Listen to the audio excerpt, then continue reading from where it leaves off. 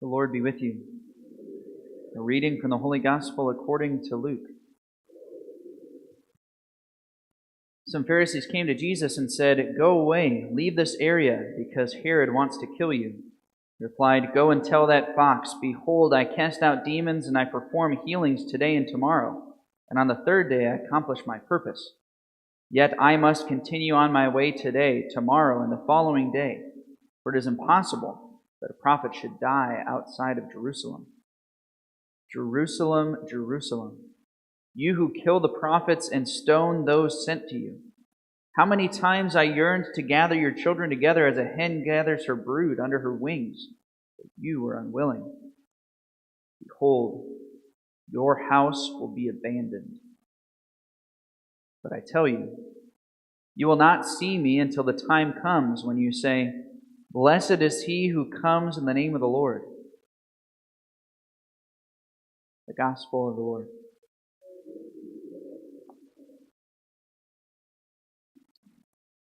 So I've mentioned a few times about 70 AD, the destruction of Jerusalem, and how many places in the New Testament this is a very common prophecy, not only from the mouth of Jesus, but also in the book of Revelation. And once we have that in mind, you can start seeing this in the Gospel passage today. Jesus' words, "Jerusalem, Jerusalem, your house will be abandoned." It's a prophecy of the Lord's house being abandoned, the temple, which was destroyed in 70 AD. I don't want to focus too much on that today. I just want to point that out to you. Today's reading, I think, is very relevant for our culture from the letter of St. Paul to the Ephesians. St. Paul reminds us that our battle is not with flesh and blood, but with powers and principalities, princes of darkness. I think our culture needs to hear this today. As many of you know, C.S. Lewis has a famous phrase about the devil. He says that the devil has two goals. The first goal is to make people think that he doesn't exist, which is obviously very prevalent in our culture. The other temptation is he wants us to be overly afraid of him. If we believe that he exists, then he wants us to be intimidated and afraid. I think our culture greatly needs to hear this.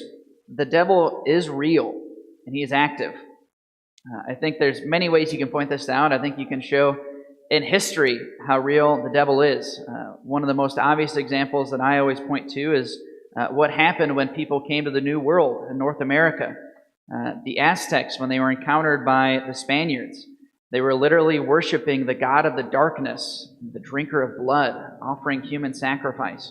What could that possibly be if not the devil? In fact, this is a huge part of church tradition that many pagan religions, they weren't just harmless religions worshiping idols. They literally were the worship of demons. Literally. You can see that in history. I think in our modern culture, look at the history of the 20th century and think about all the things that happened in the gulags and the concentration camps and in abortion mills. Are we really going to say that those things can be explained away by natural causes?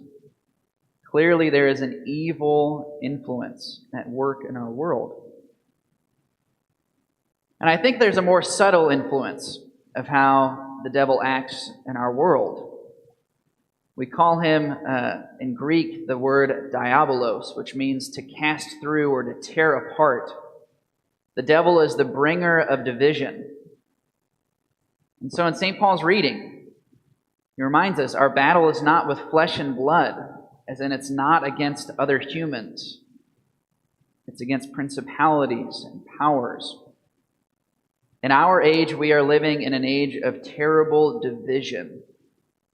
Terrible division.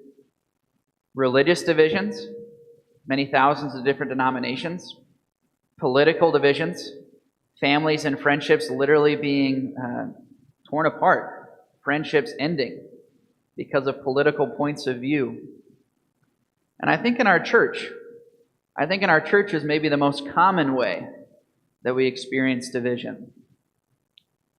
Think about how many times you've heard your fellow Christian or your fellow Catholic criticize another Christian, another Catholic. How often do you hear it said that the church is full of hypocrites? The church is full of people who, in church, they act one way, and in their lives, they act a different way. That's not a good spirit, bringing those things to the surface. The devil is called the great accuser. And when we participate in conversations like that, we're just participating in the will of him, the great accuser.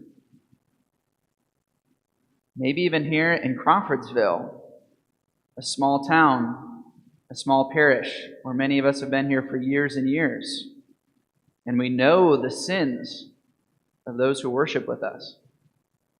How many grievances do we carry? Grudges. That's the influence of the evil one. Our battle is not with flesh and blood. It's against powers and principalities. It'd be very helpful for us to remember that with those grudges that we carry in our hearts. The evil one is indeed at work, and he causes each of us to fall into sins and hypocrisy and judgment and accusation. He really is the only true enemy, not our fellow parishioner, not our fellow American. I think each of us would do well to reflect on this. How many enemies do we hold in our hearts, in our minds? They are not the true enemy. The only true enemy is the devil himself and his powers and his principalities.